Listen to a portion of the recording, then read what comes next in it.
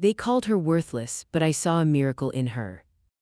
The first time Mark Avery saw the alien woman, she was punching a carnivorous cactus in the face. He was 30 minutes into what he called a mildly catastrophic crash landing, crawling from the broken shell of his maintenance pod.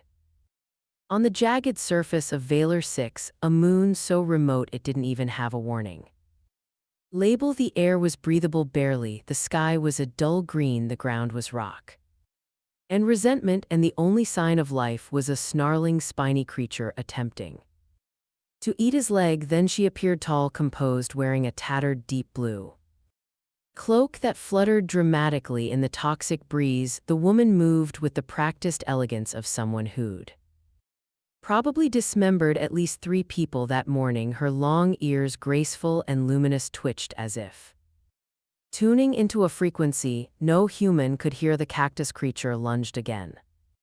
She met it mid-pounce with a crackling uppercut that sent it spinning into the distance like a rejected piñata. Mark blinked, then checked his oxygen, still full. Damn, that meant she was real. Are you hurt? She asked, her voice smooth like chilled metal, her accent shaped by a language that probably didn't include the word hug. Emotionally, always, he wheezed, clutching his side. Physically, just a few cracked ribs, some bruised pride, and I think my spleen's upside down. She stared at him, slowly blinking.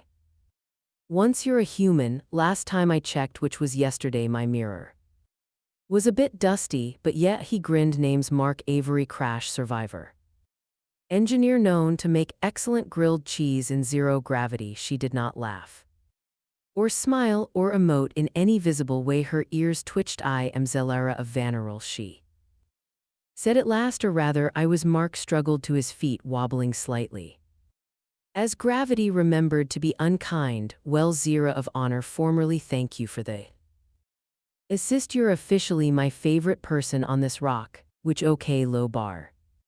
But still, she offered no reply, only turned and began walking across the rough terrain toward a ridge where strange bioluminescent moss grew in threads across stone. Mark, sensing that being alone was a fast ticket to dying in the mouth of another botanical predator, limped after her. So, he said, panning slightly, you live here, like by choice, or is this a weird alien camping trip? I was exiled, she replied, stepping over a crevice like it was nothing for being insufficient.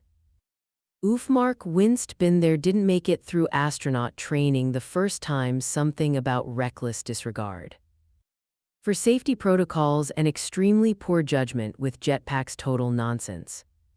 She paused, glanced back. You're injured, you should rest. I will, he said, huffing.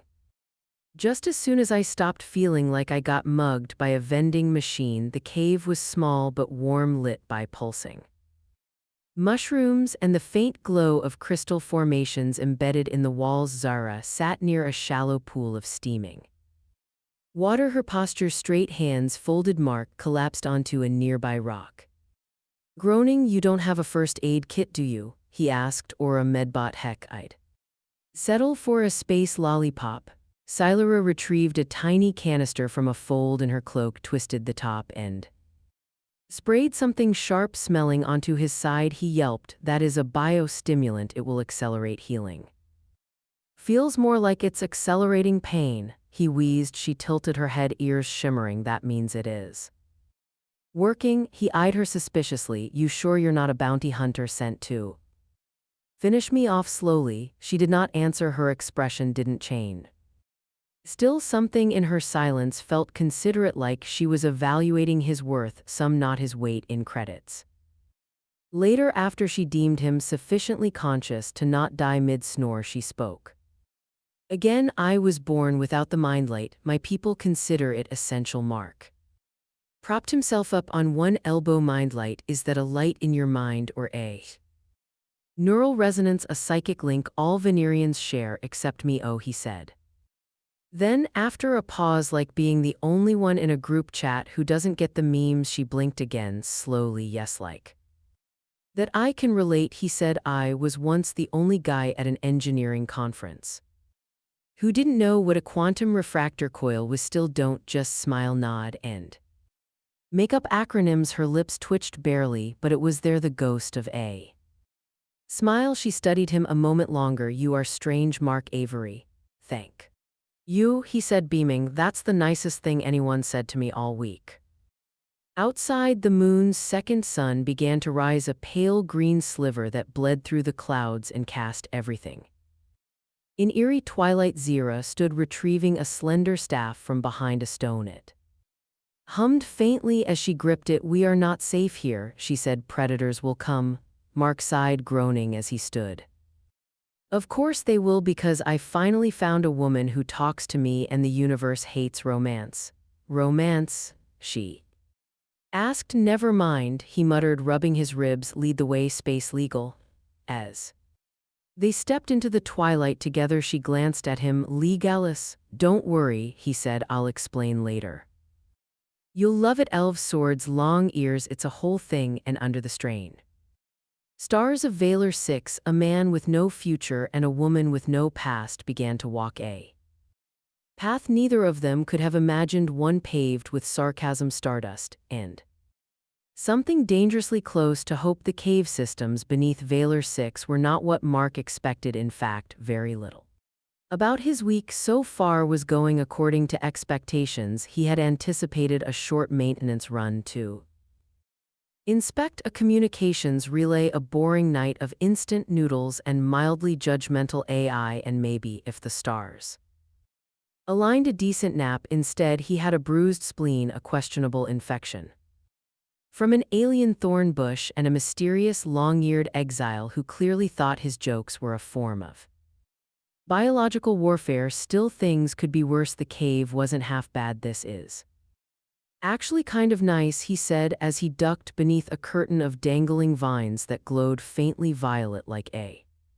moody subterranean spa. Needs a towel warmer, though. Solar ignored him. She was leading the way through winding corridors that pulsed with bioluminescent life walls embedded with crystalline filaments that responded to her presence with a soft shimmer. Mark noticed they did not respond to him unless indifference counted. Why does everything in here light up for you, but not for me? He asked. The structures recognize Venerian biosignatures, she said over her shoulder. You are unclassified. Sounds about right, he muttered. My ex said the same thing in slightly more colorful language. Siler stopped in front of a narrow chamber with a curved ceiling and a circular pedestal rising from the center. She turned, gesturing for him to step inside. Mark hesitated. Is this the part where you harvest my organs? No, she replied too quickly. That comes later. Wait, what? She tilted her head, and for a brief moment the corners of her mouth twitched. That was definitely a joke. Mark made a note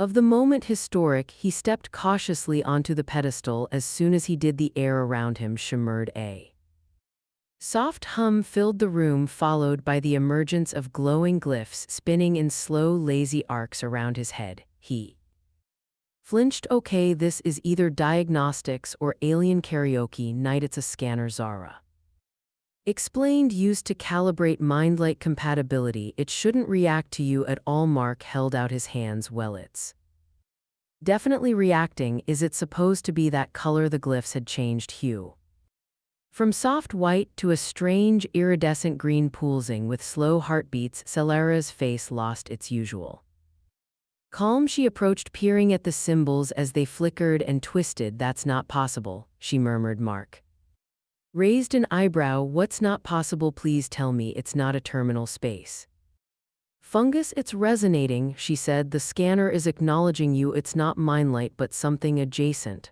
Mark tapped the side of his head. Maybe it's my personality. I've been told it's hard to classify, like a haunted blender. She ignored that. Instead, she turned to a side alcove and pulled open a hidden panel. Embedded in the stone inside was a small metallic orb resting in a shallow cradle. It pulsed faintly as if sleeping. Mark peered at it. Oh no, I've seen this movie. That thing is definitely going to bond with me and make me grow tentacles. It's a core seed, she said reverently. Ancient Venerian technology. Thought to be inert, only one without mind can awaken it. A null. Well, hate to Break it to you, he said, but I'm just a human engineer with a bad knee and a microwave addiction, she turned toward him slowly, eyes glowing faintly in the blue light of the chamber. You may be more than that now. Mark stepped back. Whoa, okay, let's not go all chosen one on me just yet. I'm still recovering from the cactus incident, but even as he joked, the orb stirred. It rose from its cradle, floated toward him, and stopped inches from his chest. Then, with no fanfare or dramatic musical cue, it dissolved into a stream of light and vanished into him. Did I just get possessed by an alien egg? He whispered. Zira said nothing. Her expression was unreadable, but something in her posture had shifted. Weariness. All. Mark touched his chest. I feel weird, kind of like when you eat too many spicy noodles and your soul tries to leave your body. There will be changes, she said. Define changes, he said quickly, and if one of them is growing extra limbs, I need to renegotiate this arrangement. Before she could reply, the chamber lights flickered, then from somewhere above a metallic ping, then another, then silence. Mark stiffened. Please tell me that was just the cave's plumbing. Solara grabbed her staff. We're not alone outside. The sound of descending thrusters broke the stillness. Distant metallic footsteps echoed down the corridors. Solara moved like a shadow, guiding Mark through a series of hidden passageways until they reached a narrow escape tunnel. She handed him a small oblong device. If we're separated, press this, it will send your location. Mark nodded, clutching the device. And what do I do if I run into whoever's looking for us? She gave him a cool look. Scream loudly. I will find you. That's comforting, he said, like a bedtime story written by a knife. They slipped through the shadows, avoiding patrols of strange figures clad in dull silver armor. Their faces were obscured, but their movements were purposeful, methodical. Whoever they were, they weren't local, and they were looking for something or someone. Eventually, Zira led him to a hidden outcropping overlooking a wide canyon of stone nestled on the other side under a jagged cliff was an old mining vessel half buried in dust. The hull was scorched. The name faded, but it still looked intact. Let me guess, Mark said. That's our ride. Solara nodded. I can make it fly. Mark raised an eyebrow. Do I want to know how you got your pilot's license? No, she said. They climbed down the cliff, every step echoing with the sound of a destiny neither of them quite believed in. Yet above them, Valar's moons hung in the sky like watching eyes. Below, an ancient ship waited, and the first tremors of something vast stirred in Mark's chest, an energy older than Earth, older than memory. And somewhere behind them, their pursuers began to close in. Mark Avery had never piloted a mining vessel older than his grandmother's soup recipes, but there was a first time for everything. And by first, he meant completely unqualified, mildly terrified, and operating on sheer sarcasm. The inside of the ship looked like a scrapyard, and a horror movie had a passionate fling. Panels flickered, wires hung like metallic vines, and every surface bore the scorch marks of hasty repairs or equally hasty explosions. Solara moved through the chaos like she belonged in it. Her long ears twitched, catching subtle vibrations in the dead systems, as if she could hear ghosts of the ship's former life. This thing still flies? Mark asked, eyeing a control console that looked one mild sneeze away from disintegrating. It will, she replied, crouching near the central core and placing her palm against the darkened plate, assuming its heart still beats. Mark arched a brow. You're really into poetic metaphors for machinery. She glanced at him. I learned basic from an interstellar drama series. Their engineer was fond of such expressions. Mark smirked. Let me guess, hearts of titanium. Love in low orbit. Her ears twitched in what might have been amusement. Number Wounds of the Nebula Season 4 was emotional, as if in reply the ship groaned, shuddered, and lights flickered to life, casting an amber glow across the cockpit. Somewhere deep inside, something coughed in a mechanical language and then went silent. Mark swore softly. Well, she's not dead, just heavily sedated. Begin diagnostics, Zara said, handing him a cracked interface pad. I will manage the auxiliary systems. Mark started poking at buttons. Great, you take care of the alien wizardry. I'll make sure the coffee maker doesn't explode too. His surprise, the vessel systems were modular enough to make some sort of sense beneath the layers of damage. Beneath the alien architecture and outdated firmware, there was a core logic to it, one he could work with. It was like fixing a toaster with a degree in theoretical physics and a vendetta against efficiency. While they worked, the tension of pursuit seemed to fade, replaced by the quiet hum of focus of survival and the occasional comment from Mark like, hey, I found a button labeled "Do not touch." How literal are your people? Very, Zara said without looking up. Cool, not touching it. Outside, Valor 6 was beginning another dusk cycle. Its twin suns drifted into slumber behind thick clouds of copper, and rose. The shadows grew long, and the wind carried that strange singing whistle Mark was beginning to associate with something out there wants to eat you. But inside, the ship stirred. After hours of work, the vessel's artificial gravity returned in gentle pulses. The main console stabilized, displaying an ancient star map across a cracked hollow screen. Silara leaned over it, tapping coordinates with a precision born from memory. What is that? Mark asked, wiping sweat from his brow with a rag that might once have been a sock. A hidden archive, she said, a place few Venerians know, where the first core seeds were created. Mark paused. Wait, so there's more of those alien glowy orbs that merge with your body? Things, dozens, she said, scattered across forgotten systems, sealed in vaults only accessible to those without the mindlight. People like you, people like us now. That shut him up for a moment. He rubbed his chest where the core seed had vanished, as if feeling for something invisible. He still didn't fully understand what it had done to him. There were no strange powers, yet no flashes of cosmic wisdom, thankfully, but he felt tuned, a low hum beneath his skin, a resonance that hadn't been there before. So he said eventually, how long until our friendly neighborhood mystery soldiers find us again? As of this moment, Zira replied, we are 4 hours behind their last known position. If they follow our trail exactly, we have time.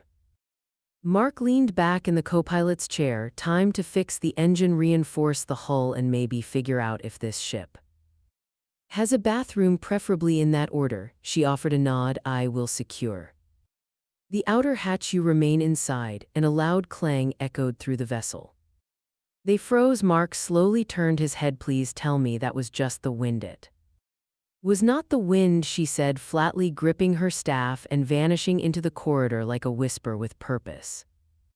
Mark followed, heart racing. Why is it never the wind? Why can't it ever just be a friendly gust of air with no murderous intent? They reached the lower hatch just in time to see the outer door pressurize. Something or someone was trying to get in. Mark glanced at Xylura plan. She pulled a compact device from her belt, pressed it to the wall, and initiated what looked suspiciously like a countdown. Plan is to flush them with decompression and then run. Bold, dangerous, terrible for long-term hull integrity, Mark said, backing up. I love it. The door hissed open. A gust of cold air whipped through the corridor. 3 armored figures entered, silver exo suits, gleaming helmets, emitting a low frequency hum. Their movements were precise, military. One of them saw Mark.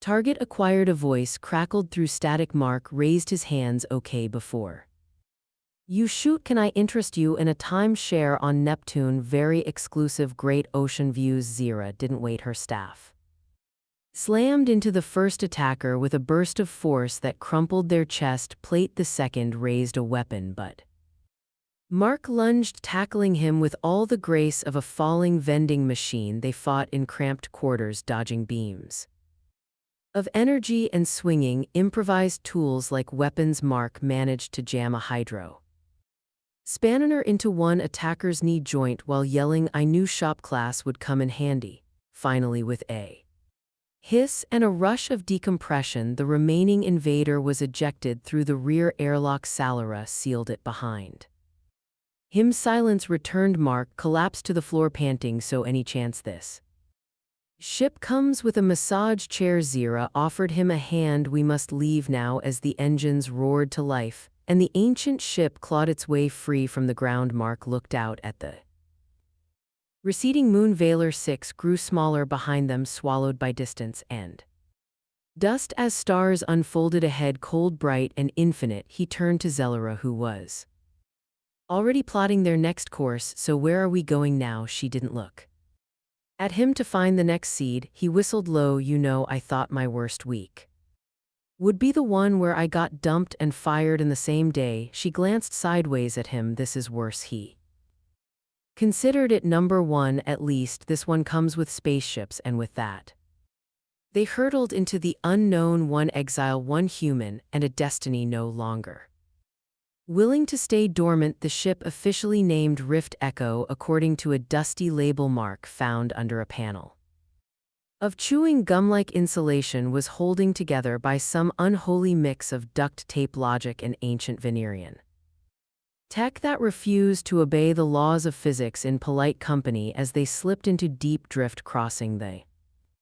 spectral edge of the Tias Veil Nebula, the stars outside blurred into molten ribbons of color like someone spilled eternity across the window. Mark watched it all from the co-pilot's chair, sipping a hot drink that claimed to be coffee but tasted like it had grown up in a coal mine. You know, for a ship that's older than my species' last coherent government, she glides pretty nice. Zira was leaning over the central navigation console, long ears twitching ever so slightly as her fingers danced across alien keys. She's bonded with you, or at least tolerates your presence, which for Venerian tech is functionally the same as love. Mark said, my first committed relationship in years. Should I bring her flowers? She eats plasma and she hates sentimental offerings. Same. They drifted in silence for a few moments. Outside, the nebula grew thicker, swirling with colors that defied known spectra. Fragments of collapsed stars spun lazily in the void, sculptures of frozen time. Wrapped in electromagnetic whispers, the Rift Echo adjusted automatically to the turbulence with a low hum, like a creature sleeping through its own apocalypse. Mark couldn't take his eyes off the display. That nebula looks like someone spilled the Big Bang and didn't bother to clean up. It's not a natural formation. Zira said, voice low. This entire stretch of space is wrong. It's where the first seed was hidden, the one that taught us how to split thought from flesh. He looked at her sideways. Just once, I'd love it if one of these seeds was stored somewhere sunny and low risk, maybe a beach resort with umbrellas. This one was locked away for a reason, she said, standing. The archives call it Echo Prime, a core of fractured sentience, fractured as in unstable, alive, possibly insane. Great, Mark muttered. I always wanted to get judged by a glowing alien walnut with emotional issues. Rift Echo descended into the mist. The ship's sensors jittered and blinked, failing to agree on basic concepts like up and not. Filled with nightmares, Mark tried to stabilize the comms while Zellara input ancient glyphs into a nested security panel that popped out of the ceiling like a secret vending machine. After a tense hour of silent drift and careful calculations, something answered their approach, a voice not quite sound but not quite thought either, vibrated through the walls of the ship. Who carries the dead light? Mark blinked. Okay, now the ship is haunted. That's new. Zara was unfazed. It's the gatekeeper. Echo Prime was buried behind a dimensional fold. Speak the unbound syllable or return to dust. Zellara placed her hand against the interface. Her eyes glowed faintly. She spoke one word, unpronounceable, drawn from a frequency of sound Mark could barely register, and then the universe hiccuped. A tear opened before them, not a wormhole, not a tunnel. This was messier, stranger, a wound in reality. Through it, a structure floated, part monolith, part cathedral, part neural cluster wrapped in crystal. In memory echo prime okay Mark whispered gripping the console that thing looks like it was designed by a mad architect during a fever dream. I love it. They docked at a strange protrusion. Barely large enough for the Rift Echo's landing arms. As the ship latched in place, the structure pulsed like it was breathing. Mark's humor faltered. I'm just saying, if this place tries to download ancient memories into my brain again, I'm charging rent. Silara handed him a pulse reader and a small shield unit that looked like a dinner plate and smelled faintly of citrus. Stay behind me. Mark followed her down the gangway, boots clanging softly against the alien metal. The interior of Echo Prime was stranger. Still corridors that shifted angles when you weren't looking directly at them, walls that shimmered with distant voices and shadows that occasionally blinked. They reached the central chamber. A sphere of translucent stone suspended in a magnetic shell in the middle hovered the seed, larger than the one that merged with Mark, surrounded by fractal rings of thought data. It's waiting for a host, Solara said. Mark stared at it. I swear it's looking at me. It doesn't have eyes. Still looking. As they approached, the seed pulsed, and a burst of information slammed into Mark's mind, a scream of memories not his own. Civilizations rising and falling in moments of thought so vast it had shape. He staggered back. Okay, that was worse than my last hangover. You're reacting too fast, Zara said, eyes wide. It shouldn't bond that easily. The seed cracked. A tendril of light reached toward Mark and stopped. It hesitated. Then it laughed. An echo rolled through the chamber, not menacing, not hostile. More like the chuckle of something amused by its own absurdity. Mark blinked. Did that thing just giggle at me? Silara stared. It's never responded to anyone. Even the mind light couldn't breach it. The seed spoke not in words but in impressions. You are broken like me, perfect. And then the seed dissolved. Instead of entering Mark, it embedded itself into his pulse reader, reshaping it, a fragment, not a full merge. He held it up. The device now shimmered with living circuits. It felt ready. I think I just got a cosmic upgrade, he said, or maybe a galactic case of malware. They turned to leave, but not fast enough. The Rift Echo's alarm blared. 3 ships closing fast, silver, angular, and marked with the sigil. Zelera whispered with dread. The hunters of Varity they found us. Mark tightened his grip on the pulse reader. Let's go then. You've got staff foo. I've got a sarcastic personality, and whatever this new toy is. She glanced at him. You're getting used to this, he grinned. I cope with humor and occasionally by crying in corners. Let's go save the galaxy. As the chamber dimmed behind them and battle loomed ahead, Zelera found herself smiling faintly, because for the first time in a long time the universe was no longer predictable. It was chaotic, uncertain, and maybe, just maybe, that was a miracle. The Rift Echo dove into evasive maneuvers before Mark even reached the cockpit, jolting hard to port as energy blasts lanced past the viewport, blue streaks that cracked the dark like angry comets. The hunters of Varity were not in a negotiating mood, and frankly neither was Mark Avery. Okay, he shouted, strapping into the chair with more enthusiasm than confidence. We've got 3 heavily armed space zealots, an ancient semi-sentient toaster that thinks I'm hilarious, and exactly one untested alien device fused to my wrist. How's your Monday going? Zara slid into her seat with a grace that made Mark feel like a clumsy bowling pin. The ship will not survive a direct confrontation. We need to reach the fold gate. You mean the hole in space that looks like a god sneezed on the laws of geometry? Yes, well, good thing I left my fear of spatial implosion back on Valor 6. As Mark gripped the controls, Rift Echo surged ahead, threading through the dense matter of the nebula with a speed that should have been impossible. The ship had grown faster, more agile, almost as if it understood what was at stake, as if it had chosen the seed fragment embedded in